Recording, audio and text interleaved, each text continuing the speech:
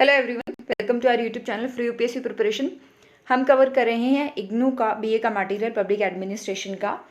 पहला जो हमारा टॉपिक था वो था administrative theory, unit number 35 budgeting. तो लास्ट लेक्चर के अंदर हमने बजटिंग के प्रिंसिपल्स पढ़े थे, 7 प्रिंसिपल थे टोटल, राइट। आज हम देखेंगे कि बजट मेकिंग प्रोसेस में कौन कौन सी एजेंसीज इन्वॉल्व होती हैं। सबसे पहले आता है आपका एग्जीक्यूटिव। एग्जीक्यूटिव मीन्स जो डिपार्टमेंट्स होते हैं, गवर्नमेंट डिपार्टमेंट, वो अपने जो प्रोग्राम्स और पॉलिसीज होती हैं उनके हिसाब से अपनी बजट की डिमांड को फाइनेंस मिनिस्ट्री को भेजते हैं। सेकेंड थिंग आता है आपका, ये सेकेंड एजेंसी जो इन्वॉल्व होती है वो है finance ministry. Finance ministry executive का पार्ट है, लेकिन वैसे इसका एक बहुत ही स्पेशल रोल है जो इसको प्ले करना होता है। ये क्या करती है कि जो डिपार्टमेंट की डिमांड्स होती हैं उन डिमांड को एनालाइज करती है और अच्छे से इवेलुएट करके बजट फॉर्मुलेट करती है, और फाइनली ये बजट जो है वो पार्लियामेंट के सामने रखा जाता है फाइनेंस मिनिस्ट्री के द्वारा। देन आपका थर्ड इंपॉर्टेंट जो एजेंसी है वो है लेजिस्लेचर। यूनियन लेवल पे पार्लियामेंट और स्टेट लेवल पे जो स्टेट लेजिस्लेचर होती है, ये क्या करती है, बजट को डिस्कस करती है और कहाँ पर कितना खर्चा होगा, एक्सपेंडिचर, उसको सैंक्शन करती है, और कहाँ पर किस सेक्टर पे कितना टैक्स लगेगा ये भी लेजिस्लेचर के द्वारा ही डिसाइड किया जाता है। देन आता है आपका जो नेक्स्ट इंपॉर्टेंट एजेंसी है वो है ऑडिट डिपार्टमेंट। ये क्या करता है, ये इंश्योर करता है कि बजट में जिस पर्टिकुलर पर्पस के लिए पैसा मिला था, क्या वो उसी पर्टिकुलर पर्पस के लिए वो पैसा यूज हुआ है या फिर कहीं पर कोई गड़बड़ हुई है या नहीं, ये ऑडिट डिपार्टमेंट के द्वारा चेक किया जाता है। ठीक है, तो हम बात करते हैं प्रिपरेशन ऑफ बजट की। Financial year in India is from 1 April to 31 March, we all no.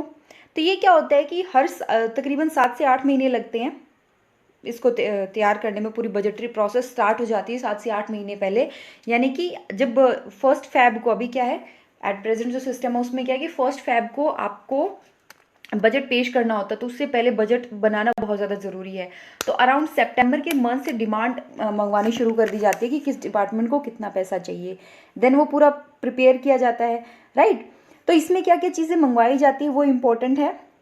और इसमें 3 पार्ट होते हैं। ये होते हैं बजट का एस्टीमेट्स। एस्टीमेट्स मतलब जैसे अभी 2021 चल रहा है, राइट, फरवरी का महीना है, तो अभी नेक्स्ट ईयर के लिए 2021-22 के लिए पैसा जो है वो मंगवाया, मतलब उसके लिए एस्टिमेट किया जाएगा कि कितना एक्सपेंडिचर होएगा, कितना हमारे पास इनकम होएगी through tax and non tax methods.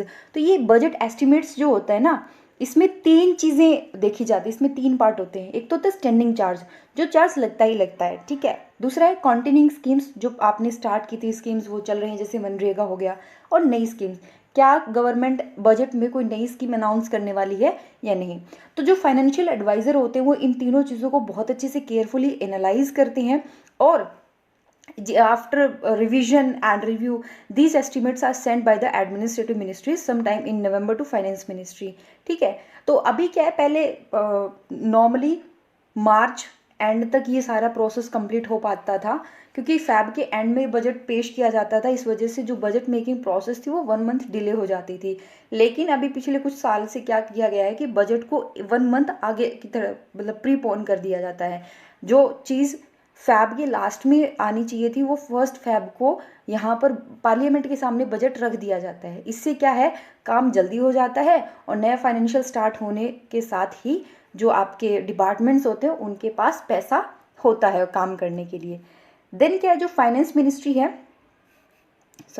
जो फाइनेंस मिनिस्ट्री है वो, उसके पास बजट का कंट्रोल रहता है। लाइक उसको बजट फॉर्मुलेट करना, फिर बजट फॉर्मुलेशन के बाद किसको कितना पैसा देना है वो देखना, राइट। वो तो हालांकि पार्लियामेंट डिसाइड करती है, बट जो एक्चुअल में काम करती है वो फाइनेंस मिनिस्ट्री होती है। It is the guardian of the tax payers interest, right.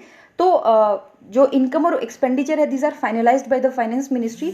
They constitute the annual financial statement. Actual में बजट वर्ड कहीं पर भी नहीं है, ये है एनुअल फाइनेंशियल स्टेटमेंट, जो कि आर्टिकल 112 के तहत जो है वो डिफाइन किया गया है। यानी कि under article 112 the president causes to be laid before both the house of parliament as per article 112 of the constitution. मतलब जो एनुअल फाइनेंशियल स्टेटमेंट होती है वो अंडर आर्टिकल 112 प्रेसिडेंट की वजह से पार्लियामेंट, ये दोनों जो सदन है पार्लियामेंट के, उनके सामने रखी जाती है। तो ये तो थी बजट मेकिंग प्रोसेस, ठीक है। अब इसके कुछ होते हैं, पार्ट्स होते हैं, और इनेक्टमेंट कैसे होती है, ये टॉपिक थोड़ा सा इंपॉर्टेंट है हमारे लिए समझना। It is important to bear in mind the power of Indian Parliament in budgetary matters covered in Article 112 to 117. 112 से लेकर के आर्टिकल 117 117 तक जो है वो बजट प्रोसेस से डील करता है। सबसे इम्पोर्टेंट चीज़ तो ये है, अगर किसी डिपार्टमेंट को कोई पैसा देना है, that should be on the recommendation of the president, shall be, okay, no demand for a grant shall be made except on the recommendation of the president. Then any proposal dealing with expenditure must be on the recommendation of the president. अब ये चीज़ है ना, वो थोड़ी सी अगर आप first time budget के बारे में रीड कर रहे हो तो हो सकता है आपको कंफ्यूज करे। Let me clear this thing for you. क्या होता है कि जो हमारे कॉन्स्टिट्यूशनल प्रोविजन है उसमें बजट पेश करना ये माना जाता है कि वो प्रेसिडेंट की रिकमेंडेशन से बजट पेश किया गया है। ठीक है, बजट के दो पार्ट होते हैं, एक होता है आपका इनकम वाला पार्ट और एक होता है आपका एक्सपेंडिचर वाला पार्ट। ठीक है, एक्सपेंडिचर वाला पार्ट क्या होता है, ग्रांट, डिमांड फॉर ग्रांट। ठीक है, ये जो डिमांड फॉर ग्रांट होती है ये बेसिकली एक्सपेंडिचर वाला पार्ट है कि पर्टिकुलर डिपार्टमेंट ने बजट में क्या मांगा है, क्या डिमांड रखी है। ठीक है, तो ना तो आप प्रेसिडेंट की रिकमेंडेशन के बिना आप डिमांड फॉर ग्रांट कर सकते हो। ठीक है, और कोई भी प्रपोजल जो एक्सपेंडिचर से डील करता है वो बेसिकली प्रेसिडेंट की रिकमेंडेशन पे बेस्ड होता है। तो अगर आपको ये समझ में नहीं आ रहा है तो आप इस तरीके से इस चीज़ को अच्छे से समझ सकते हैं कि प्रेसिडेंट की रिकमेंडेशन का यहाँ पर क्या मतलब है। देन पार्लियामेंट कैन रिड्यूस और abolish a tax but not increase it. Certain items of expenditure are charged on the consolidated fund of India like the salaries. एक चीज़ होती है, मान लीजिए आज इंडिया ने किसी पर्टिकुलर प्रोजेक्ट को लगाने के लिए $100 मिलियन का कोई जो है वो लोन लिया किसी पर्टिकुलर प्रोजेक्ट को लगाने के लिए, और इसकी जो टाइम पीरियड था वो था 15 ईयर, यानी कि 15 साल के बाद में पैसा जो है वो रिटर्न किया जाएगा। मतलब जो इंटरेस्ट है साथ में और जो प्रिंसिपल अमाउंट है वो पे की जाएगी वापस में। अब अभी तो गवर्नमेंट कोई और थी, जब लोन लिया था तब दूसरी गवर्नमेंट थी, लेकिन जब लोन चुकाने की बारी आई तब दूसरी गवर्नमेंट है। तो क्या होगा, क्या ये अगर बजट का पार्ट होता तो क्या वो गवर्नमेंट ये पैसा चुकाने से मना कर दे? नहीं। इसीलिए कुछ ऐसे एक्सपेंडिचर्स होते हैं जो गवर्नमेंट के कंट्रोल में नहीं होते, जिनके ऊपर गवर्नमेंट जो है वो ये डिसाइड नहीं कर सकती कि ये खर्चा होना चाहिए कि नहीं होना चाहिए।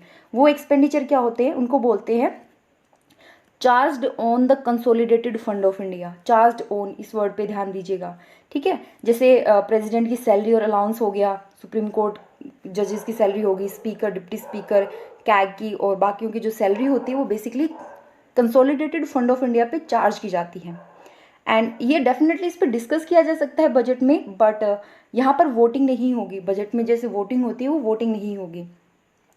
फिर होता है आपका एप्रोप्रिएशन बिल। एप्रोप्रिएशन बिल क्या होता है कि ये होता है एक्सपेंडिचर के लिए। Okay, so parliament can not amend the appropriation bill in such a way as to vary the amount be it charge expenditure और अदरवाइज और alter the destination of any grant. तो पार्लियामेंट की appropriation bill को लेकर के कुछ limitations भी हैं, कुछ रिस्ट्रिक्शंस हैं उनकी पावर को। And as far as the financial matters are concerned, the power of Rajya Sabha are restricted. वो बजट को या फाइनेंस बिल को, एक होता है बजट में दो पार्ट होते हैं, एक तो होता है एप्रोप्रिएशन बिल और दूसरा होता है फाइनेंस बिल। ठीक है, तो जब फाइनेंस बिल राज्यसभा में भेजा जाता है और राज्यसभा उसके ऊपर कोई एक्शन नहीं लेती तो 14 डेज के अंदर ये पास मान लिया जाता है कि राज्यसभा ने इसको पास कर दिया है। ठीक है, और मान लीजिए राज्यसभा कोई चेंज करके या कोई रिकमेंडेशन के साथ वो रिटर्न करती है लोकसभा को, तब ये लोकसभा पे डिपेंड करता है कि वो इन रिकमेंडेशंस को माने या ना माने। ठीक है, तो इसमें लोकसभा के पास ज़्यादा अथॉरिटी है। देन जो इनेक्टमेंट का पार्ट है आपका बजट का, उसको 5 स्टेजेस में डिवाइड किया गया है। सबसे पहले आता है आपका प्रेजेंटेशन टू द लेजिस्लेचर। इसमें क्या होता है कि फाइनेंस मिनिस्टर बजट स्पीच देता है। ये last working day of February, इसको अपडेट कर लीजिएगा क्योंकि इग्नू में मुझे यही मिला। अभी क्या है, फर्स्ट जो डे होता है आपका वर्किंग फरवरी का, उसमें प्रेजेंट किया जाता है। ठीक है, ये चीज़ आप फाइनेंस मिनिस्ट्री की वेबसाइट पे जा करके भी चेक कर सकते हैं। देन बात करते हैं जनरल डिस्कशन का। जब बजट पेश कर दिया जाता है उसमें उसके बाद क्या होता है, जनरल डिस्कशन होता है। It takes place a few days after the presentation of budget. तो ये 2 से 3 दिन तक का काम होता है। और यहाँ पर क्या है, जनरल पॉलिसीज़ को समझा जाता है बजट का। यहाँ पर डिटेल्स डिस्कस नहीं की जाती, ना कोई वोटिंग होती है, ना ही कोई मोशन को अलाउ किया जाता है। देन ये क्या है, जस्ट एक डिस्कशन हो रहा है। फिर आता है voting of demand for grant. Voting होती है कि इतना पैसा इस पर्टिकुलर बजट को डिपार्टमेंट को देना है, नए स्कीम को देना है, उन चीज़ों के ऊपर वोटिंग होती है। थर्ड स्टेज, नेक्स्ट स्टेज में क्या होता है, एप्रोप्रिएशन बिल लाया जाता है। एप्रोप्रिएशन बिल में क्या होता है, all the same procedure follow होता है जो ऑर्डिनरी बिल को लेकर के है, लेकिन इसके अंदर कोई अमेंडमेंट नहीं की जा सकती। After the Lok Sabha has voted all the demands, these along with the charge expenditure are embedded in a bill called appropriation bills. देखिए, दो चीज़ें होती हैं बजट में। एक्सपेंडिचर वाला जो पार्ट है, ठीक है, उसमें एक तो वो जिनके ऊपर पार्लियामेंट डिस्कस कर सकती है लेकिन उसको कंट्रोल नहीं कर सकती, जैसे सैलरी देनी है, लोन रिपेमेंट करना है, इंटरेस्ट देना है, ये सारी चीज़ें। और एक वो जिनको वो कंट्रोल कर सकती है, जैसे इस साल स्पोर्ट्स के लिए कितना पैसा लगेगा, या फिर रूरल डेवलपमेंट के लिए कितना पैसा जाएगा, अर्बन डेवलपमेंट में कितना जाएगा, स्वच्छ भारत के लिए कितना, मनरेगा के लिए कितना, इनके ऊपर ये कंट्रोल किया जा सकता है। तो ये जो पार्ट होता है, ठीक है, इसको बोलते हैं voting for demand for grant. ठीक है, इसको ये वाला पार्ट हो गया।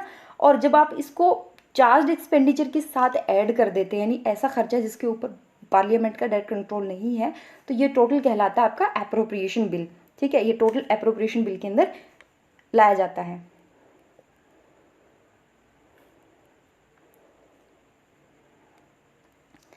देन आता है आपका फाइनेंस बिल। हमारे संविधान का आर्टिकल 263 ये कहता है कि कोई भी टैक्स लागू नहीं किया जा सकता except by authority of law. तो बिना कानून के सरकार अपनी मर्जी से कोई भी टैक्स लॉ या जो टैक्स है वो पास लगा नहीं सकती है। ओके, सो जो गवर्नमेंट के टैक्स प्रपोजल्स होते हैं वो एक बिल के अंदर इनकॉर्पोरेटेड होते हैं, और उस बिल को कहते हैं फाइनेंस बिल। तो एप्रोप्रिएशन बिल को लेकर के कोई भी अमेंडमेंट एक्सेप्ट नहीं की जाती, ये ध्यान रखिएगा। No amendment in either house can be moved to appropriation bill. Amendment seeking to reject और reduce a tax can be moved to the finance bill. यानी खर्चा क्या होगा, इसके ऊपर कोई अमेंडमेंट नहीं की जा सकती, वो बस उसको डिस्कस कर सकते हैं। लेकिन जो फाइनेंस है, यानी कि जिस पे टैक्स लगना है, जिस पर्टिकुलर कमोडिटी पे, पर्टिकुलर सर्विस पे, तो उसको लेकर के रिजेक्ट करना है, रिड्यूसिंग को लेकर के अमेंडमेंट यहाँ पर पास किया जा सकता, या अमेंडमेंट किया जा सकता है। ठीक है, so this have been known to be accepted by parliament. ये था आपका जो 5 स्टेजेस हैं उसके बारे में। ठीक है, देन कुछ ग्रांट्स आती हैं, काइंड ऑफ ग्रांट्स, ये समझना बहुत ज़्यादा ज़रूरी है। ठीक है, ग्रांट्स क्या होती है, the budget embodies the ordinary estimates of income and expenditure for the year.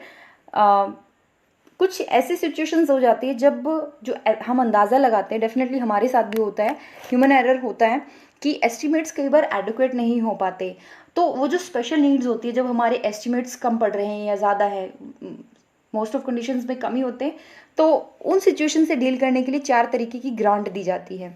ठीक है, जो लोकसभा कंसिडर कर सकता है। वो 4 तरीके की ग्रांट कौन सी है? पहला है वोट ऑन अकाउंट।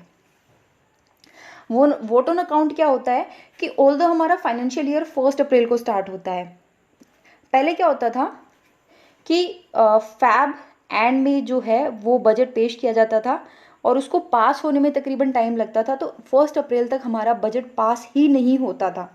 और हमारे बजट, हमने जब प्रिंसिपल्स पढ़े थे तब हमने ये कहा था कि रूल ऑफ लैप्स, यानी 1 अप्रैल को जो प्रीवियस ईयर में सैंक्शन बजट है वो ख़त्म हो जाएगा यहाँ पर, लेकिन नया बजट अभी तक सैंक्शन नहीं हुआ है। तो ये जो टाइम पीरियड है इसमें क्या करें, राइट? तो इसमें आप क्या करते हो? Vote on account. The house is required to vote on account of the expenditure that will be incurred in the first few month of the financial year. जब तक बजट पास नहीं हो जाता तब तक क्या करोगे आप? Vote on account. देन आता है आपका वोट ऑन क्रेडिट। वो क्या होता है? वोट ऑन क्रेडिट बेसिकली ऐसी सिचुएशन से डील करने के लिए है, हाँ, वोट ऑन क्रेडिट क्या होता है? This is to meet expenditure whose amount और details can not be precisely stated in the budget because of the nature और indefinite character of the service. जैसे इमरजेंसी सिचुएशन होगी, कोई भी इमरजेंसी, जैसे मान लीजिए चाइना और इंडिया के बीच में एक तरीके से स्टैंड ऑफ जो हो रहा है वो हो गया, या फिर कोई जैसे कोविड-19 आ गया, ये कोई जिसको आप प्रिडिक्ट नहीं कर पा रहे हैं, राइट? ऐसे सिचुएशन से डील करने के लिए वोट ऑन क्रेडिट होता है। फिर आता है आपका एक्सेप्शनल ग्रांट। एक्सेप्शनल ग्रांट में क्या होता है? अभी फिलहाल जो पर्टिकुलर फाइनेंशियल ईयर चल रहा है उसमें वो पर्टिकुलर सर्विस नहीं है, ठीक है, जो अनफोर्सिंग एक्सपेंडिचर्स होते हैं, तो वो चीज़ यहाँ पर एक्सेप्शनल ग्रांट, नाम से पता चल रहा है exceptional grant, right, with exception. So Lok Sabha can make an exceptional grant which is not a part of current service of any financial year. And फिर आता है आपका एक्सेस ग्रांट। एक्सेस ग्रांट क्या होता है? ये एक्सेस में दिया जाता है definitely. This is a grant to regularise the excess expenditure. Then बात करते हैं टोकन ग्रांट की।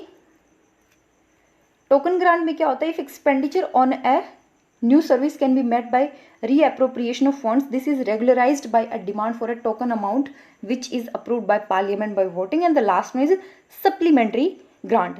Definitely it's supplement. ओके मतलब ओरिजिनली आपको कुछ फंड अलॉट हुए हैं लेकिन वो पूरे नहीं थे, सफिशिएंट नहीं थे, तो उसको कुछ एक्स्ट्रा दिया गया है, इसको बोलते हैं supplementary grant. If original estimates are insufficient, additional funds are sought in course of financial year through supplementary grant. तो ये थे आपके कुछ ग्रांट्स, ठीक है। सम अप करते हैं। डेफिनेटली हमने बहुत कुछ पढ़ा बजट के बारे में। कुछ क्वेश्चंस दिए हुए हैं, आप उनको ज़रूर पढ़िएगा और आंसर करिएगा। यहाँ पर कीवर्ड्स हैं, जैसे कंसोलिडेटेड फंड ऑफ इंडिया दे रखा है, क्या होता है, देन फाइनेंस बिल के बारे में, इन्फ्लेशन के बारे में, ठीक है। तो आप इनकी डेफिनेशन अच्छे से समझ सकते हैं और ये इंपॉर्टेंट है, ठीक है, ये दो चीज़, ठीक है। एक तो ये जो लेसेस फेयर होता है, लेसेस फेयर जो भी इसको आप प्रोनाउंस करते हो, इसको लेकर के काफ़ी ज़्यादा डाउट होता है कि इसका एक्चुअल मीनिंग क्या है, ठीक है। इसका मतलब मार्केट को ज़्यादा छूट देना, फ्री मार्केट नहीं। इसका जो लिटरल मीनिंग होता है वो होता है लेट इट बी, जो जैसा है, ठीक है, लेट इट बी, उसको मतलब आराम से उसको खुला छोड़ दो एक तरीके से, ठीक है, कि जाने दो, कंट्रोल कम करो। मेन इसका जो मीनिंग है वो है कंट्रोल कम करो। So it is a system where the government does not intervene and gives complete freedom to the private enterprise. ये जो है, ये आप समझिए कि बेसिकली वो इकोनॉमी के कॉन्सेप्ट, इकोनॉमी के जो कॉन्टेक्स्ट में ये चीज़ ऐड की गई, बट इसका जो एक्चुअल मीनिंग है, जो लिटरल मीनिंग है, वो होता है लेट इट बी, यानी लूजिंग द कंट्रोल। देन आता है आपका जीरो बेस्ड बजटिंग। ये लेटेस्ट मेथड है to evaluate the budget and it is a critical analysis which questions the very basis and justification of every schemes and project। जो schemes चल रही हैं, जो नई स्कीम्स आने वाली है, उनका बहुत ही डिटेल्ड इवेल्युएशन होता है और उनको अच्छे से जस्टिफाई करना पड़ता है, ठीक है। And each activity is closely reviewed from base zero and is scrutinised to just whether its continuation is justified और नॉट। मनरेगा चल रही है, काफ़ी टाइम से चल रही है, लेकिन इसको आगे भी चलाया जाना चाहिए कि नहीं, ये हर साल रिव्यू किया जाता है। That is called zero based budgeting. तो खत्म करते हैं इसी के साथ आज का लेक्चर। आई होप आपको पसंद आया हो और आप विजिट कर सकते हैं हमारी वेबसाइट www.freeupscpreparation.com, जहाँ पर आपको बहुत ही अमेजिंग कंटेंट मिलेगा। वहाँ पर आप article of the day, quiz of the day जैसे इनिशिएटिव देख सकते हैं। इसके अलावा जो भी ये वीडियोज़ हैं, इनकी PDF फाइल, और इसके अलावा जो हमारे public administration, history, current affair इनके कोर्स हैं, उनकी भी PDF फाइल आप आराम से वेबसाइट पे देख सकते हैं। इसके अलावा अगर आपको कोई भी डाउट हो तो डिस्क्रिप्शन बॉक्स देखिए, वहाँ पर आपको काफ़ी इंपॉर्टेंट लिंक्स मिल जाएंगे। तो मिलते हैं नए वीडियो के साथ जल्दी। Till then take care and thank you.